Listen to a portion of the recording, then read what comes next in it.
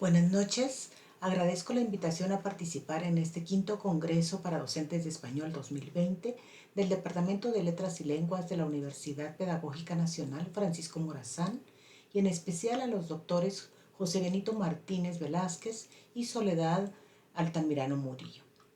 Voy a compartir con ustedes la síntesis de un ensayo que forma parte de una inducción que realizamos la doctora Frida Morales Barco, especialista en literatura infantil y juvenil, el escritor Francisco Morales Santos, Premio Nacional de Literatura, poeta y narrador para niños, y yo, dentro del marco del Programa Nacional de Lectura del año 2010.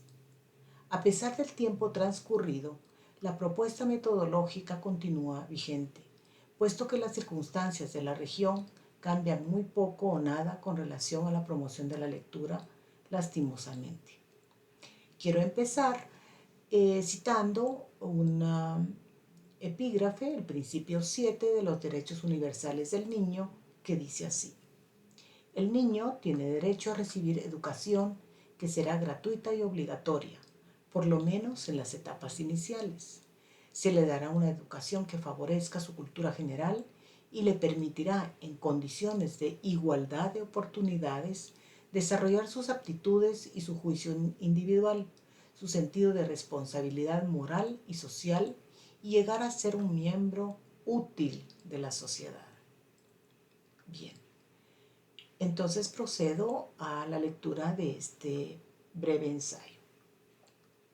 Después de innumerables campañas de alfabetización en Centroamérica durante los últimos años y con relativos resultados, campañas dirigidas a la infancia como a los adultos, se hace necesaria una reflexión en torno a la importancia de no abandonar estos esfuerzos y volverlos una sana práctica del fomento de nuestra identidad. Para nuestra región, resulta esencial en este momento poner en marcha diversos procesos que enfaticen sus objetivos y estrategias en la formación de lectores y en la capacitación de docentes en técnicas nuevas en el área de lectura, las cuales, a su vez, se vinculan con los parámetros curriculares de cada país centroamericano. En otras palabras, desde un marco más amplio, se propone incentivar a los niños y jóvenes a adquirir el hábito y el gusto por la lectura y los libros, principalmente de literatura infantil y juvenil, como una herramienta tanto de deleite como de aprendizaje. ¿Y por qué principalmente de literatura infantil y juvenil? Pues porque la literatura ofrece una perspectiva mucho más amplia desde el arte mismo, más abarcadora, y eso posibilita el acceso a niveles más profundos dentro de la conciencia humana, mientras que los materiales de lectura constituyen herramientas para lograr objetivos específicos de logros en cuanto a competencias lectoras. Esta propuesta nace de la experiencia. La lectura constituye uno de los aprendizajes fundamentales que posibilitan la adquisición de conocimientos a lo largo de la vida, que emancipan al nuevo lector y le permiten cultivarse por sí mismo. La lectura abre ventanas hacia un nuevo y más creativo desarrollo social, cultural y económico. Es por ello que en todos los países del mundo se fomenta la apropiación de la lengua escrita y el desarrollo del placer por leer, paralelamente a la comprensión lectora. Por otro lado, al considerar las circunstancias de multietnicidad, pluriculturalidad, multilingüismo, atributos que marcan a nuestra región centroamericana y se convierten en condiciones determinantes para la construcción de un sistema educativo propio, el fomento de la lectura y el desarrollo de la comprensión lectora son factores indispensables a tomar en cuenta para afianzar nuestra identidad. Es por ello que cabe recalcar que la promoción de la lectura en países como los nuestros debe, además, desarrollar competencias lectoras en al menos 2 lenguas, así como contener una perspectiva intercultural. Sin embargo, a menudo nos encontramos ante la gran interrogante de cómo iniciar este proceso esencial en la formación de nuestros niños. Y es por eso que la investigación y el análisis nos llevan a la modalidad siguiente. Quiero recalcar que en varias oportunidades en intercambios con los docentes y los investigadores de su universidad, hemos tenido eh, conversaciones verdaderamente edificantes en las cuales llegamos a consensos eh, en los cuales um, compartimos esta misma idea. Entonces, esto no es nuevo, como lo dije antes, sino es fruto de la reflexión de muchos años y de muchas personas. Para iniciar, debemos considerar a la tradición oral y popular como una de las fuentes de las que se alimenta el género de la literatura infantil.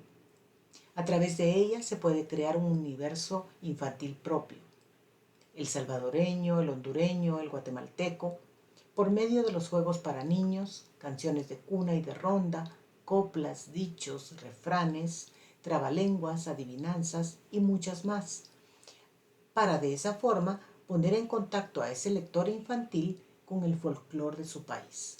Es decir, en este momento el niño está leyendo el mundo, aún no está leyendo la palabra escrita, está leyendo su entorno. Su importancia radica en que estas manifestaciones aparentemente sencillas de la oralidad son el primer contacto de los niños con la palabra y el juego, una experiencia que les permite entrar de lleno en la riqueza, vigor y plasticidad de la lengua.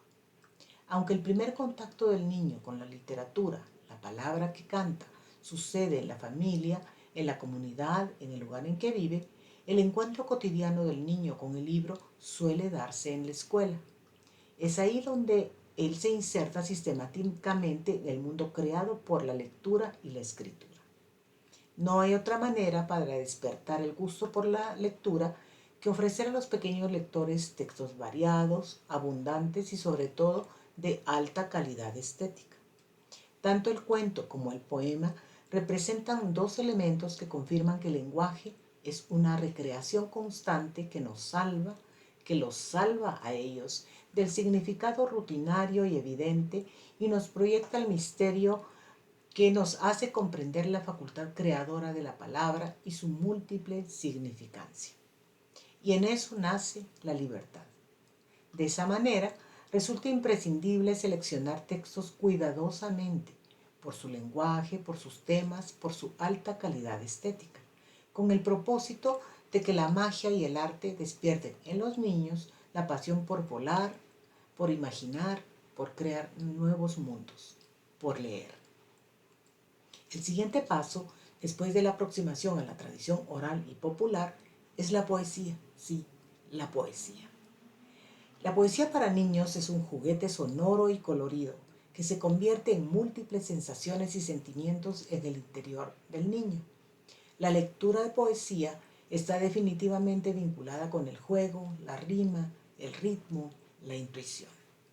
Aunque no se comprenda su mensaje a cabalidad, el poema resulta un estímulo de fantasía y sonoridad que se deja sentir más allá de una comprensión cognitiva, porque la poesía no necesita entenderse. Esto lo sabemos quienes somos lectores asiduos de poesía. La poesía debe vivirse, soñarse, gozarse, bailarse incluso, como la música.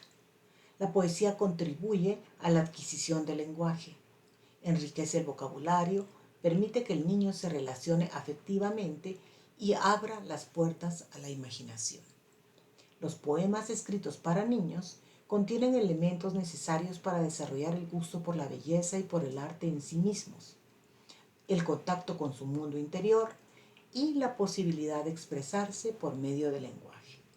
A decir de Gabriela Mistral, y aquí la cito, la poesía para niños es arcoíris, lenguaje que despierta en las sílabas asombrado de pájaros y soles, un transformador de la piedra en ave, de la sed en río, de la palabra en canto, poesía que si no se canta, podría cantarse.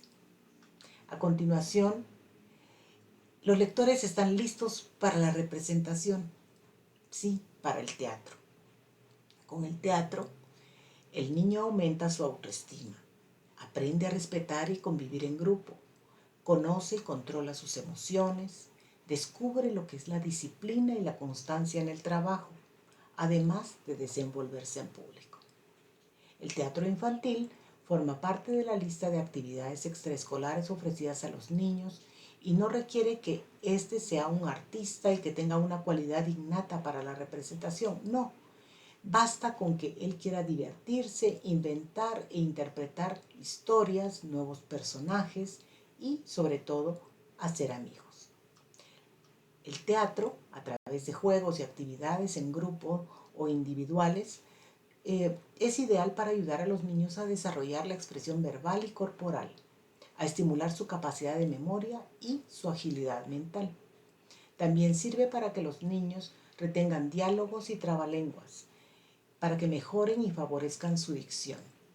Por otra parte, participar en pequeñas obras de teatro ayuda en la socialización de los niños, principalmente aquellos que tienen dificultad para comunicarse. Mejora la concentración y la atención, transmite e inculca valores, promueve la reflexión y el uso de los sentidos y estimula el pensamiento, la creatividad y la imaginación. De esa manera, la mejor edad para que los niños empiecen a realizar ejercicios de teatro es a partir de los 5 a 7 años. A esta edad, el niño podrá leer, entender y su poder de memoria es alto. El teatro resulta entonces un juego altamente benéfico en el desarrollo de la personalidad del niño.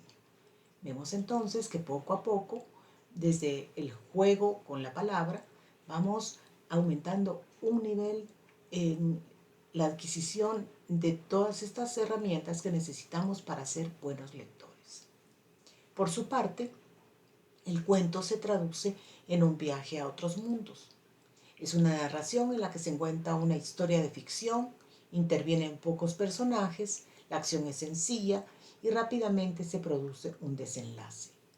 La lectura de cuentos presenta al niño la posibilidad de transportarse a otros lugares, conocer diferentes situaciones, identificarse con innumerables personajes, analizar y comparar su entorno con otros distintos y en general ampliar su visión de la vida.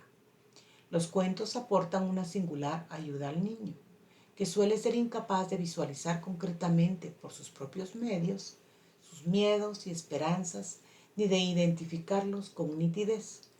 Al presentarle personajes sobre los cuales proyectar sus sentimientos, el cuento le está ofreciendo soluciones específicas para ese problema. El gusto y el interés que los niños sienten por los cuentos deben aprovecharse en la escuela como una herramienta de formación de valores estéticos y de estimulación de la creación.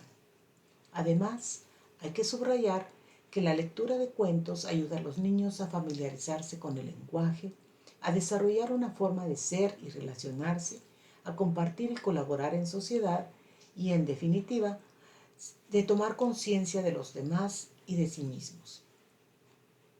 Pasar de este nivel a otro, en donde se requiera mayor capacidad de abstracción y pensamiento, como son las leyendas y los mitos, pues resulta muy viable, por cuanto se ha llevado ya un proceso de desarrollo de las habilidades cognitivas del pequeño lector.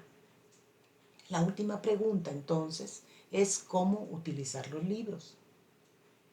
Es muy sencillo.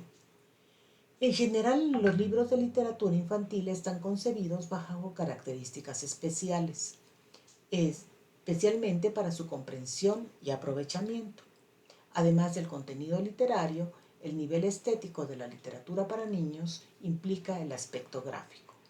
El balance entre estos dos elementos es muy importante porque de este depende que el libro sea un conjunto integral de imágenes y texto donde cada página tenga relación con la siguiente y la anterior.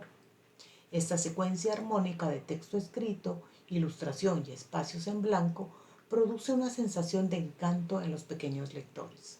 Aún más, les transmite el gusto por la forma, por el color, la textura.